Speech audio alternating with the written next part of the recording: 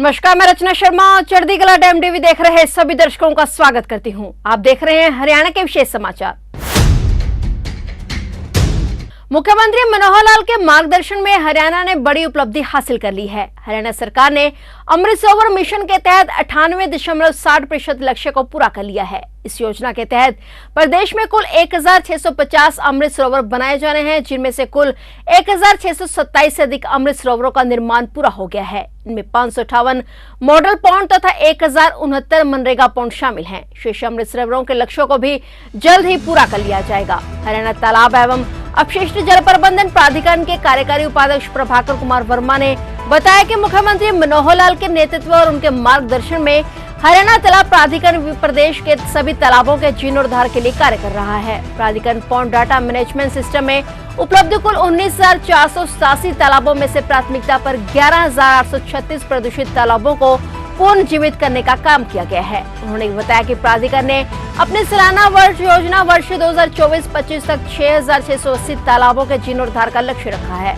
Amrit Sarovar mission के तहत प्रदेश के हर जिले में 75 अमृत सरोवर बनाने का लक्ष्य रखा गया था। मुख्यमंत्री मनोहर लाल ने अमृत सरोवर के कार्य को एक नई और अनूठी दिशा देते हुए इन्हें अमृत प्लस और अमृत प्लस प्लस 3 चरणों में विभाजित करने के निर्देश दिए। अमृत फेज के अंतर्गत अमृत सरोवर मिशन के 4 मापदंडों के अनुसार सभी 1650 तालाबों को पूर्ण किया गया है। अमृत प्लस फेज में पहले चरण में पूर्ण सभी सरोवरों को प्राधिकरण के आदर्श सरोवर के बाकी बचे 7 मापदंडों के अनुसार 15 अगस्त 2023 तक पूरा किया जाना है। अमृत प्लस प्लस फेज में दूसरे चरण के अंतर्गत पूर्ण सरोवरों को प्रदेश के लिए आय का स्रोत बनाने की योजना है। इसके लिए मुख्यमंत्री के निर्देशानुसार प्राधिकरण ने मत्स्य पालन विभाग और मिकाडा को प्रत्येक जिले में न्यूनतम 5 तालाबों का चयन कर भेजने के निर्देश दिए। इसके साथ ही पर्यटन विभाग को भी अमृत प्लस की सूची में से 25 एकड़ या उससे बड़े 15 सरोवरों को पर्यटन गतिविधि बढ़ाने हेतु कार्य करने को कहा गया। आदर्श तालाबों के कारण ग्रामीणों के जनजीवन में बदलाव आया है। आदर्श तालाबों के चारों ओर वृक्षारोपण के कारण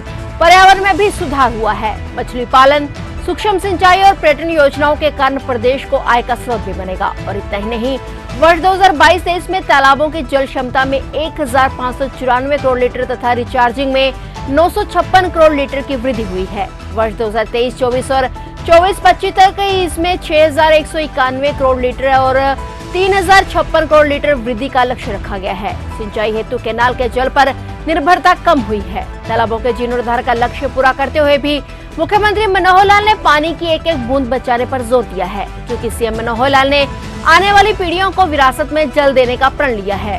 सीएम मनोहर लाल ने इसी वचनबद्धता को निभाते हुए प्रदेशवासियों से पानी को बचाने की अपील की।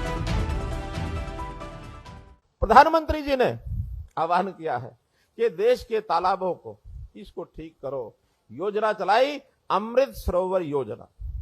अमृत सरोवर योजना में देश के 50,000 तालाब, इनको हमको ठीक करना है।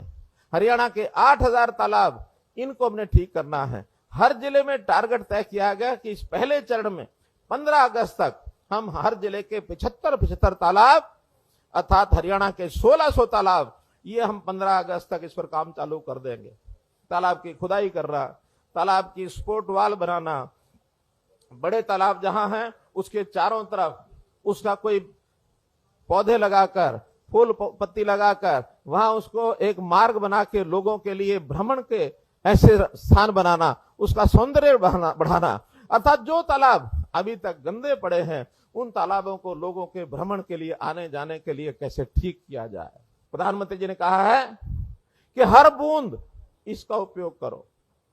हर बूंद का उपयोग चाहे घर में इकट्ठा करो, चाहे रिचार्ज करके जमीन में डालो। हमने निर्देश दिए हैं कि सरकारी भवन जितने भी हरियाणा के अंदर, उन सब के अंदर वहां रिचार्जिंग वेल बनेंगे। जो बरसात का पानी है बाहर नहीं जाना चाहिए, बल्कि जमीन के अंदर छोड़ो, जमीन में साफ होकर के नीचे के तल में पहुंच जाएगा। Recharging of water. किसानों के को भी आह्वान किया है कि आप अपने इलाके का जो बरसात का पानी है उसको बह करके बाहर मत जाने दो। अब हमको बताओ, हम वहां रिचार्जिंग ट्यूबवेल लगाएंगे।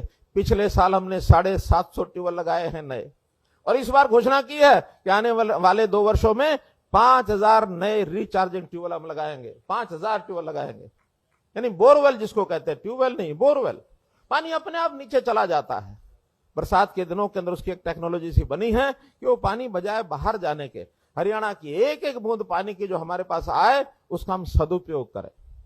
जो पानी हम स्वच्छ कर रहे हैं, एसटीपी लगा रहे हैं, उसके लिए भी देवेंद्र सिंह जी यहां बैठे हैं, इनको हमने कहा है कि उस पानी का उपयोग या तो इंडस्ट्री के लिए यूज करें, इंडस्ट्री को भी पानी चाहिए, नहीं तो बागवानी शहरों के अंदर जो होती है, पार्क होते हैं, उसमें उपयोग करना चाहिए, और नहीं तो उस पानी का उपयोग हम खेती के लिए करें। जल संरक्षण, जल का बचाव, ये आज की महती आवश्यकता है, क्योंकि हम जानते हैं कि जल इस पृथ्वी के साथ जुड़ा हुआ एक ऐसा विषय है कि जिसकी एक सीमा है। जल ऐसा विषय है जिसको बनाया नहीं जा सकता, जिसको बनावटी तरीके से पैदा नहीं किया जा सकता।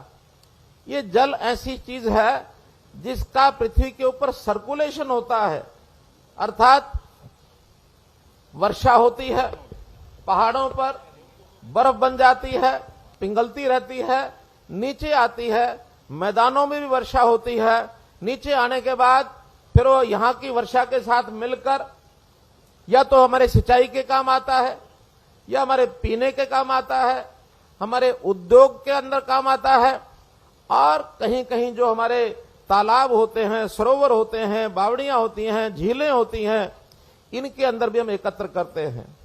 और जो अतिरिक्त फालतू जल होता है वो नदी नालों के माध्यम से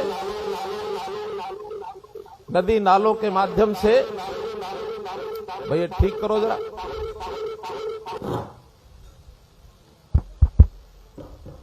ये नदी नालों के माध्यम से और समुद्र में चला जाता है, और फिर सूर्य देवता की, भगवान सूर्य देव की कृपा से वही पानी वाष्प बन करके उड़ता है, बादलों में पहुंचता है, और बादलों में पहुंचने के बाद फिर वर्षा इस रूप में और इस चक्र को पूरा करता रहता है। लेकिन आवश्यकताएं शुद्ध पानी की ये समय समय पर बदलती रहती हैं, बल्कि लगातार बढ़ रही हैं। पानी लगातार हम उपयोग करते हैं तो उस पानी को उपयोग करने के बाद वो गंदा भी होता है, उसकी हम सफाई भी करते हैं।